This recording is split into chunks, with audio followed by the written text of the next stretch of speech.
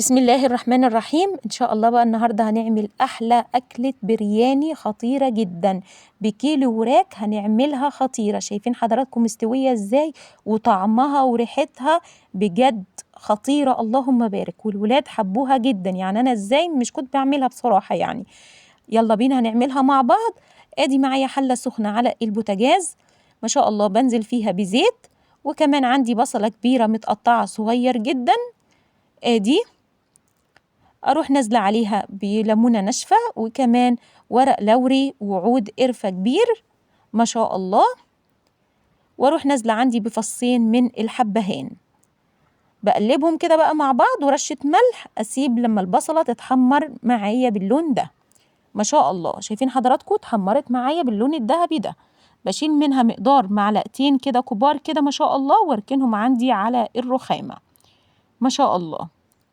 ادي واروح بقى عندي هنا منزلة الوراك بتاعتي، دي مقدار يعني كيلو وربع وراك ما شاء الله، مقطعاهم نصين، الورك مقطعاه نصين، غسلاه كويس جدا ومصفياه من المية، ما بتنزليش بميته نهائي ما شاء الله. وتشوحي بقى كده ايه مع البصلة الوراك ما شاء الله. ادي واروح نازلة كمان بنقطة من الزيت علشان مش تلزق معايا، اللهم بارك. وازود كمان ورق لوري ما شاء الله، الوصفة دي بتحب الأعشاب جدا ما شاء الله. ادي أقلب كده كويس جدا. هنا بقى بنزل عندي بالبهارات بتاعتي ما شاء الله. أنزل الأول بفلفل أسمر، ادي معلقة صغيرة كاملة، وهنا بقى بزود معلقة كبيرة من الكركم، دي معلقة كبيرة ما شاء الله، ومعلقة كبيرة من البابريكا اللهم بارك ما شاء الله، وكمان عندي معلقة كبيرة من السبع بهارات، بقلبها كويس جدا كده معايا دلوقتي ما شاء الله. ادي اقلب بقى كده مع بعضه كده، شايفين اللون اتغير جدا ما شاء الله. اشوحها كده شوية كده مع البهارات ما شاء الله. ادي اللهم بارك، شايفين حضراتكم لونها جميلة جدا ما شاء الله. هنا بقى مجهزة عندي قرنين فلفل أخضر بارد، وكمان جزراية مبشورة ما شاء الله. أشوح بقى كله كده مع بعضه ما شاء الله، بتدي نفس خطير جدا للوصفة دي، جميلة ما شاء الله عليها. دي الجزرة مع الفلفل الأخضر ما شاء الله. وهنا بقى كمان أنزل عندي بالكمون علشان أنا طبعا نسيته معلش، اللهم بارك. وأقلب بقى كده كويس جدا ما شاء الله. ادي الخضار اتشوح معايا، شايفين اللون، شايفين اللهم بارك جميلة جدا بتقع معايا ما شاء الله. بروح بقى هنا بقى ايه جايبة 4 حبايات من الطماطم كبار، وابشرهم بالمبشرة واروح نازلة بيها ما شاء الله.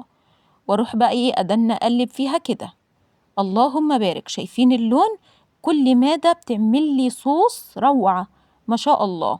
واروح هنا بقى مظبطة عندي الملح معايا اللهم بارك، طبعا انت بتحطي الملح بالنظرة ما شاء الله.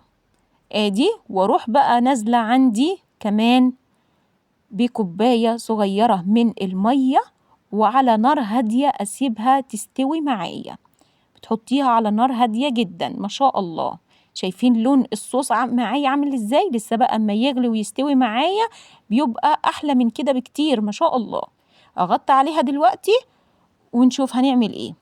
ادي غطيت عليها ورجعت لها بعد شوية كمان اقلب فيها، شايفين لونها، وادي داخلة في السوا بقى ما شاء الله عليها روعة. اروح جاية بقى بحلة سخنة فيها مية سخنة على البوتاجاز على العين التانية، بنزل فيها بعود قرفة كبير، وادي حبيتين حبهان، وكمان عندي فلفل اسمر حصى، وليمونة ناشفة، وورق لوري، ومعلقة صغيرة من الملح، وكمان بزود للتطعيمة مرقة دجاج، دي في المية السخنة. عندي هنا كيلو رز بسمتي نقعاه وغسلاه كويس جدا، ونقعاه لمدة نص ساعة في مية باردة، وبعد كده نزلت بيه في المية السخنة علشان أسلق معايا الرز البسمتي. ادي أقلب بقى كده، شايفين حضراتكم الرز البسمتي انت بتغسليه وتنقعيه الأول لمدة نص ساعة ما شاء الله. شايفين الرز؟ أسيبه دلوقتي يستوي معايا 3/4 سوا، أنا مش بسويه على الآخر في المية السخنة.